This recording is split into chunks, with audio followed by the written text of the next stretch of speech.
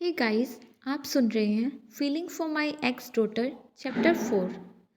अब तक आपने सुना आर्या अपने चाचू के साथ कॉलेज आ जाती है और गेट पर अपनी फ्रेंड रिया का इंतज़ार करती है। लेकिन रिया गेट पर नहीं आती। जब आर्या कॉलेज के अंदर जाती है तो रिया को अपने दोस्तों के साथ मस्ती करते हुए देखती है, जिससे गुस्सा होकर वो रिया को डांटने लग जाती हैं। अब आगे कॉलेज ग्राउंड से बाहर निकलते ही रिया और आर्या को पीछे से एक जोरदार आवाज़ सुनाई दी। अबे ओ लड़कियों, इतना तेज़ क्यों चल रही हो? मेरे जैसे हैंडसम लड़के का थोड़ा सा इंतज़ार कर लिया करो। दोनों ने पलट कर देखा। कबीर चौहान अपनी कूल स्माइल और बिखरी बिखरी हेयर स्टाइल में। कबीर चौहान 6 फीट लंबा, एथलेटिक बॉडी, हल्के भूरे बाल जो हमेशा बिखरे रहते लेकिन फिर भी परफेक्ट लगते। उसकी गहरी भूरी आंखें हमेशा मस्ती से भरी होती, जैसे हर वक्त कोई शरारत प्लान कर रहा हो। हल्की दाढ़ी जो उसकी पर्सनालिटी को और ज़्यादा आकर्षक बनाती। वह जितना हैंडसम था उतना ही कैजुअल स्टाइल पसंद करता। फिटेड टी शर्ट, डेनिम्स और स्नीकर्स। उसकी बॉडी लैंग्वेज हमेशा रिलैक्स और कॉन्फिडेंट होती, जैसे उसे दुनिया की कोई टेंशन ही न हो। आर्या ने झट से हाथ जोड़ लिए। हे भगवान, ये फिर आ गया। रिया ने सिर हिलाया। कबीर, तुझे रोज़ रोज़ हमारी जान खाने में मज़ा आता है क्या? कबीर ने एक्टिंग करते हुए कहा। बिल्कुल, तुम्हारी बातें सुनना मेरे लिए किसी मोटिवेशनल स्पीच से कम नहीं। आर्या ने आंखें घुमाई। हाँ हाँ, और तेरा दिमाग उसी स्पीच से ब्लास्ट हो जाता है। कबीर ने हाथ पकड़कर दिल पर रखा। ओह, कितना बेरहम, सच बोल दिया तूने। रिया ने तुरंत उसका कंधा थपथपाया। सच तो सुनना पड़ेगा ना कबीर बाबू। कबीर मुस्कुराया। ठीक है, वैसे आज रात का क्या प्लान है? आर्या ने झट से कहा। तेरा प्लान तो फिक्स है, घर जा, सो जा। रिया हंस पड़ी। और हाँ, अगर सपने में हमारी याद आए तो थैंक यू कहना। कबीर ने एक नकली आंसू पोंछा। क्या बात है, तुम्हारी ये दोस्ती आंखें नम कर देती हैं। आर्या ने उसकी गर्दन पकड़कर हल्के से झटका दिया। ड्रामा मत कर, तुझे मालूम है तुम हमारी ज़िंदगी का सबसे बड़ा सिरदर्द है। रिया ने सिर हिलाया। बिल्कुल, और ये सिरदर्द बिना ब्रेक के चलता है। कबीर ने गहरी सांस लेते हुए कहा। हाँ हाँ, पता है मुझे, लेकिन मैं भी तो तुम्हारी ज़िंदगी की जान हूँ। आर्या और रिया ने एक दूसरे की तरफ देखा और फिर एक साथ बोले। जान तो छोड़ दे हमारी। कबीर हंस पड़ा। सॉरी, वो नहीं हो सकता। रिया ने मुस्कुराते हुए कहा। ठीक है, चलो फिर थोड़ा फुल टॉर्चर टाइम हो जाए। और फिर शुरू हुआ कबीर की खिंचाई का सेशन। आर्या ने उसे पीछे से पकड़ लिया। रिया ने उसकी शर्ट के कॉलर सीधे किए और दोनों ने मिलकर उसकी इतनी टांग खींची कि आखिर में कबीर ने हाथ जोड़कर बोला। बस, तुम दोनों से अच्छी तो मेरी मोम है, कम से कम थोड़ा रहम तो करती है। फिर आर्या और रिया ने ठहाका लगाकर हंस पड़े। दोस्ती ऐसी ही थी, जहाँ प्यार भी था, तकरार भी, और सबसे ज़रूरी कभी ख़त्म न होने वाला मजाक। शाम के समय रिया के घर में एक मिनी पार्टी जैसा माहौल था। रिया, आर्या और कबीर तीनों ने अपने ही अंदाज में मस्ती कर रहे थे।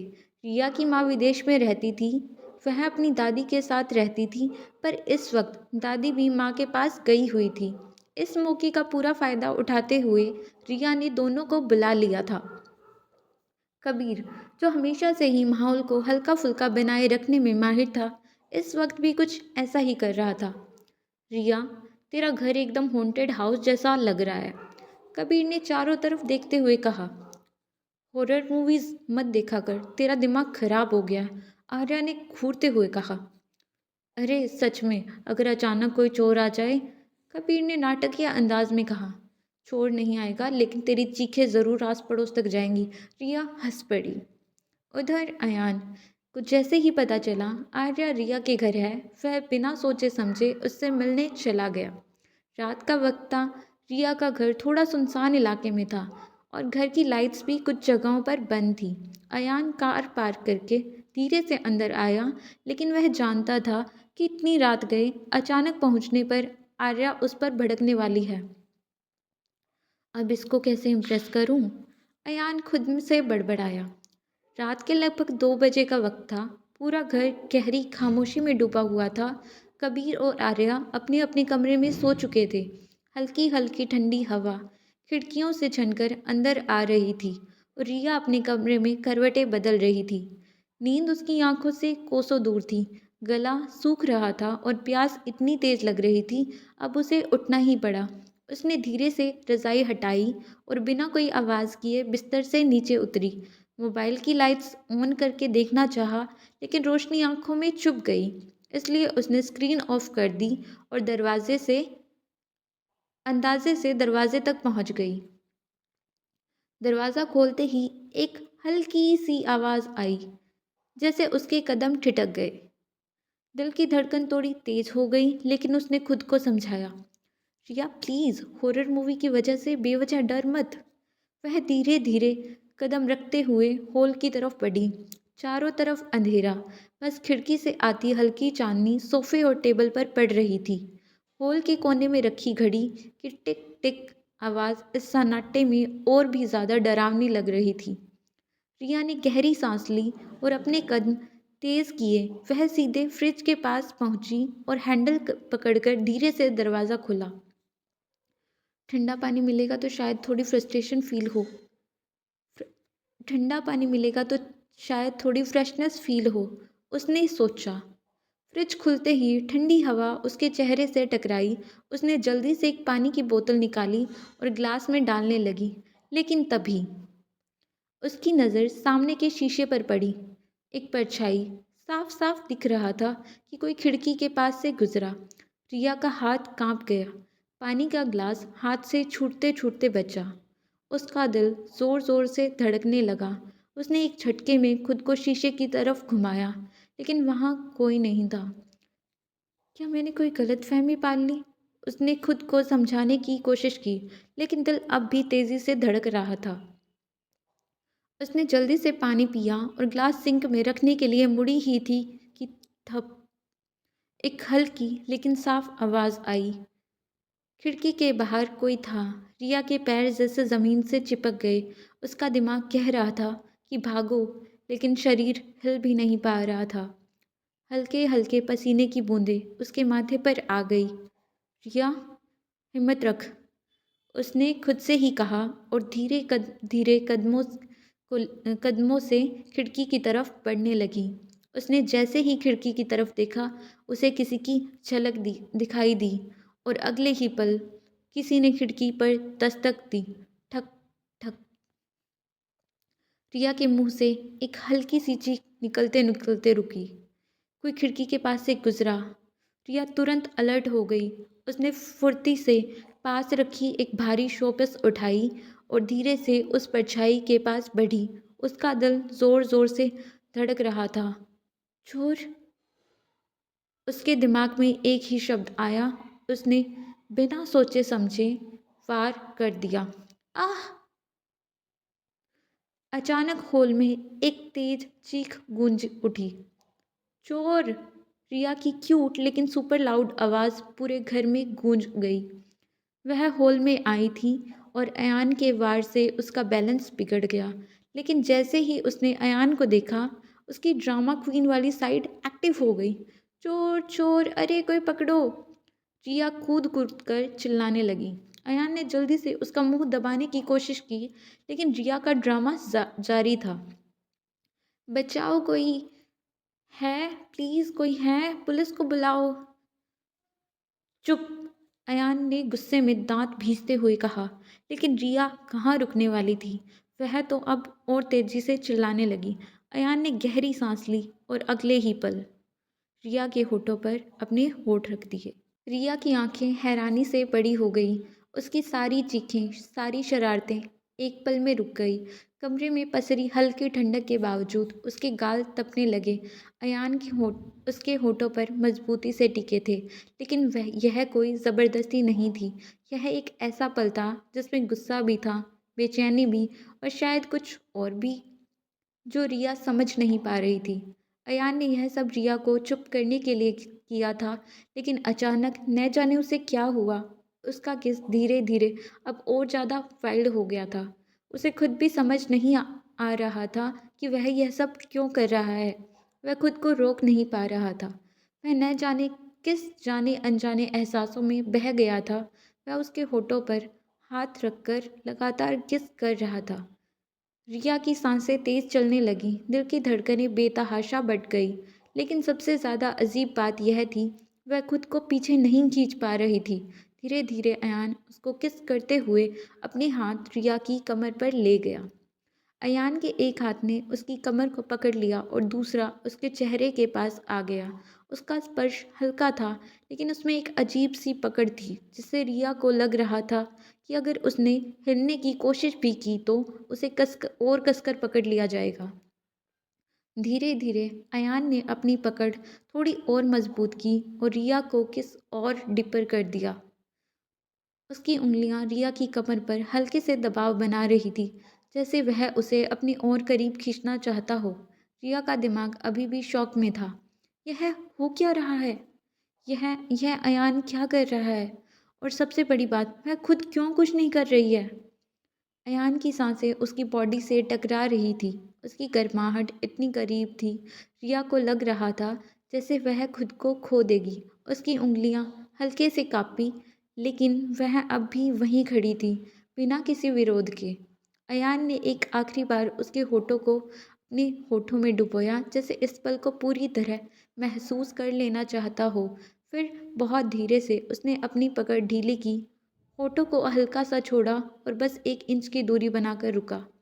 रिया के चेहरे पर अब भी उसकी सांसों की हल्की गर्माहट महसूस हो रही थी। कुछ देर रिया यूं ही शांत रही, फिर अचानक से उसने जल्दी से हॉल की लाइट ऑन कर दी। क्लिक। जैसे ही उजाला फैला, उसकी नज़र सामने खड़े उस लड़के पर पड़ी। उसे देखकर एक पल के लिए वह सच में सुन्न हो गई। ऊंचा कद, चौड़ी छाती, हल्के बिखरे बाल और उन तीखी आंखों में एक अजीब सा ठहराव। लेकिन सबसे खतरनाक थी उसकी वह आंखें, जिनमें अभी भी एक गहरा इंटेंस लुक था। रिया को समझ नहीं आ रहा था, वह पहले उसके होठों के स्पर्श को याद करे या उसके लुक्स को नोटिस करे। लेकिन अगले ही सेकंड जब दिमाग में एक फिर से एक्टिव हुआ, तो उसका पहला रिएक्शन चोर। उसकी तेज आवाज़ पूरे हॉल में गूंज गई। अयान, जो अब तक उसे शांत आंखें से देख रहा था, अचानक चौंका। उसकी भौहें हल्की सी चुक सिकुड़ी। What the hell? उसने फौरन उसकी तरफ देखा, लेकिन रिया अब किसी और दुनिया में थी। तुम चोर हो? चोर कहीं के? तुम्हारी हिम्मत कैसे हुई मुझे किस करने की? वह गुस्से में उबल रही थी, आंखें गुस्से से लाल हो गई थी। अयान कुछ सेकंड तक उसे देखता ही रहा। फिर उसने एक गहरी सांस ली और एक कदम आगे बढ़ाया। तुम्हें लगता है मैं चोर हूँ? उसकी आवाज़ लो थी, लेकिन उसमें एक अजीब सा रौब था। रिया ने तुरंत 2 कदम पीछे लिए। दूर रहो, वरना वरना मैं चिल्लाऊंगी। अयान की आंखों में एक हल्की सी शरारत चमकी। ऑलरेडी चिल्ला चुकी हो। रिया का गुस्सा और बढ़ गया। तमीज़ नहीं है तुम्हें? किसी अजनबी को इस तरह टच करने का मतलब समझते हो? अयान के चेहरे पर हल्की सी स्mirk आ गई। इंटरेस्टिंग। पहले मुझे चोर बुलाया, नेक्स्ट क्या बुलाने वाली हो? नेक्स्ट मैं पुलिस बुलाने वाली हूँ, रिया चिल्लाई। लेकिन इससे पहले कि कोई और तमाशा होता, सीढ़ियों पर से एक आवाज़ आई, रिया। रिया ने फौरन पलटकर देखा। आर्या और कबीर सीढ़ी पर खड़े थे। दोनों के चेहरों पर कन्फ्यूज़न साफ झलक रहा था। जैसे ही रिया ने उन्हें देखा, वह झटपट उनके पास पहुंची, जैसे किसी सुरक्षित जगह भाग रही हो। चोर, उसने गुस्से में कहा। कबीर और आर्या एक दूसरे को देखा, फिर अयान की तरफ, पर तभी आर्या के मुंह से अनायास ही निकला, चाचू। रिया का मुंह खुला का खुला रह गया। व्हाट? उसने झटके से पलटकर अयान को देखा। ये चोर तुम्हारे चाचू हैं? आर्या ने सिर हिलाया। रिया का दिमाग एकदम ब्लैंक हो गया। उसने एक बार फिर उस आदमी को देखा, जिसे वह अब तक चोर समझ रही थी, जो अब तक उसकी ज़िंदगी का सबसे अजीब अनुभव था। और अब पता चला कि वह आर्या का चाचू थे। नहीं, यह नहीं हो सकता। लेकिन ये हो चुका था, पहली ही मुलाकात में बवाल। रिया का दिमाग अब इस सच्चाई को प्रोसेस करने में लगा था कि वह जिसे अभी अभी चोर बुला रही थी वह आर्या के चाचू थे। और ऊपर से यह कोई आम आदमी नहीं था। अयान मल्होत्रा नाम ही काफ़ी था, लेकिन अब उसकी नज़र फिर से अयान पर गई तो जाने अनजाने उसके मुंह से शब्द निकला, इतना हॉट, एकदम लाउड आवाज़ में। कमरे में कुछ सेकंड के लिए सन्नाटा छा गया। अयान की भौहें हल्की सी उचक गई। कबीर और आर्या ने एक दूसरे को देखा और फिर उनकी नज़रें रिया पर टिक गई। आर्या का मुंह खुला का खुला रह गया। Wait, what? कबीर ने अजीब सा मुंह बनाया। आर्या हंसी रोकते हुए कहा, रिया तुमने क्या कहा? अब तो रिया का चेहरा टमाटर की तरह लाल हो चुका था। उसने झटपट अपनी बात को पलटने की कोशिश की। मेरा मतलब इतना इतना शॉर्ट, हाँ हाँ इतना शॉर्ट टेम्पर्ड, मैंने हॉट नहीं कहा।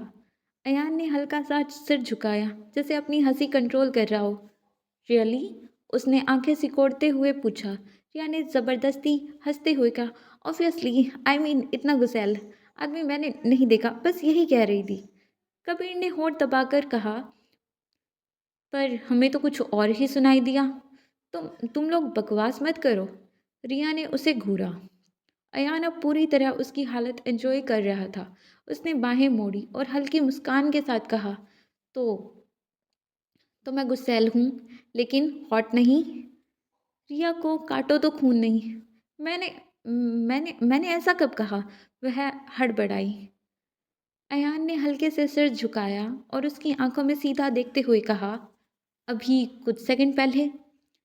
रिया ने जल्दी से नज़रें घुमाई और आर्या और कबीर की तरफ देखा जो अब तक मज़ा ले रहे थे। तुम लोग चुप क्यों नहीं हो रहे हो? उसने झल्ला कर कहा। क्योंकि तुम्हारी क्लास लग रही है और हम एंजॉय कर रहे हैं। कबीर हंस पड़ा। रिया ने सिर पकड़ लिया। यह पहली मुलाकात और ऐसा ड्रामेटिक मोमेंट था। अब वह इंसान से नज़र भी कैसे मिला सकती है? अयान ने एक लंबी सांस लेते हुए मुस्कुरा कर कहा, वैसे कोई बात नहीं, पहली मुलाकात में जो दिल से निकलता है वह सच होता है मिस रिया। रिया ने तुरंत उसकी तरफ देखा। और प्लीज़ यह सब तुम्हारी गलतफहमी है। May be. अयान ने आंखें चमकाई, लेकिन अब रिया का पूरा ध्यान सिर्फ एक चीज़ पर था। हे भगवान मुझे बचाओ कोई इससे। तो क्या लगता है, क्या रिया बच पाएगी अयान से? जानने के लिए सुनते रहिए feeling for my x daughter. Thank you for listening.